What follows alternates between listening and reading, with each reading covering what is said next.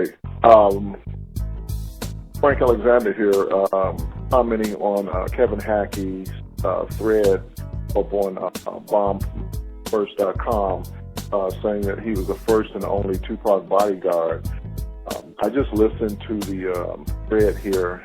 I am going to put a post up behind it, but I just wanted to speak my piece on it to where, after listening to 5 minutes and 17 seconds of Kevin saying that he was Tupac's only bodyguard. This is this deal with Tupac. When Tupac first came from New York, from Rikers Island, Kevin Hackie went with the limo driver to pick him up from the airport. He was the first one to bodyguard Tupac in that regards from the airport to the studio.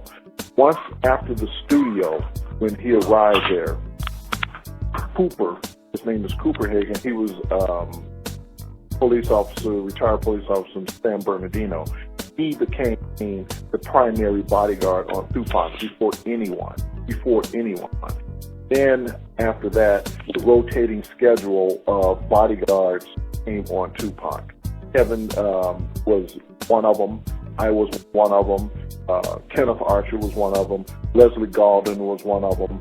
And Cooper and Reggie had a falling out, so Cooper no longer worked for the record label anymore. This rotating schedule went on for quite some time, and Tupac decided that he no longer wanted a rotating schedule of bodyguards on him because there was too many faces that he was. So there was a meeting in around March of 1996 between Tupac, Reggie Wright, Suge Knight.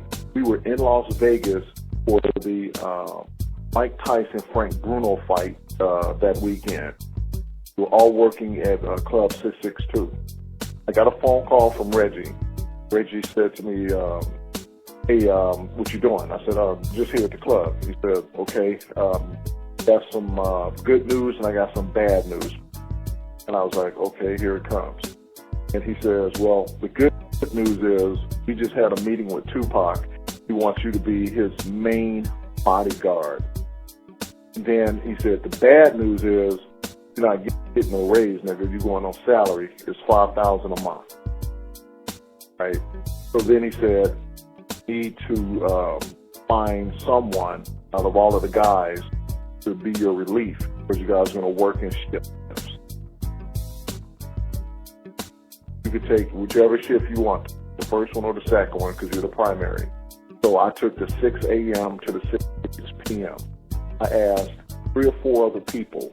No one wanted to work with Tupac because of his personality and his attitude, and they just didn't like it, and they didn't get along with him. One of the things he liked to do was to outrun you with his vehicle and run through red lights and not obey the law and things like that. So Pac had that brick of a foot when it came to driving. It's called shaking.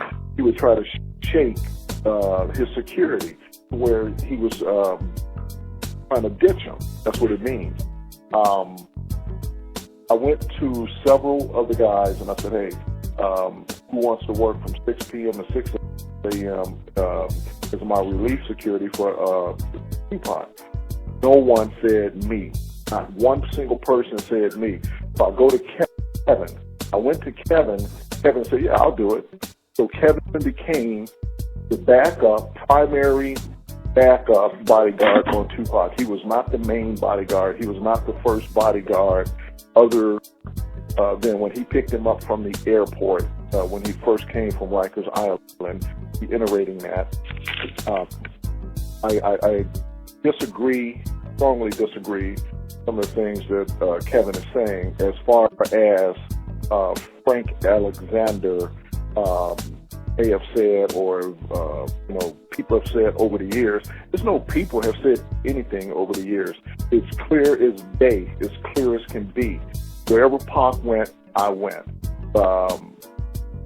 Kevin was there from 6 p.m. to 6 a.m. I was there during all of the studio recordings from every album, All Eyes on Me, all the way up to Machiavelli.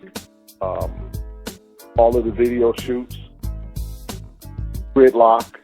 I was there as the main bodyguard every day, and that's why there's so much footage of Tupac and myself, pictures of Tupac and myself.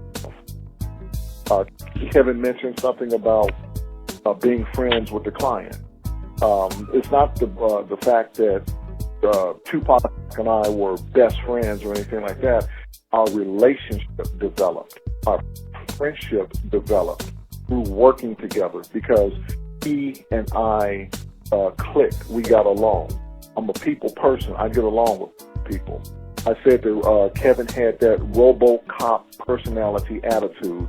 He even said in his interview that he was like no nonsense, not messing around. He didn't believe in getting close to clients as far as becoming friends with them. There's a fine line between friendship and business. I spoke on it already. I talked about it. You have to separate the two. I was in the Marine Corps. I also worked in the jail system for Orange County Sheriff's Department. I had friends that I partied with when we partied, and that was off duty. On the work, I worked. That's called professionalism, knowing how to separate the two. If Kevin didn't know how to separate the two, that's fine. And obviously he didn't. That's why everyone called him RoboCop. That became his nickname. Even Tupac would call him RoboCop. I gave Kevin props, saying that Kevin and I were like brothers. I was the only one that he got along with because no one else liked him. No one liked Kevin.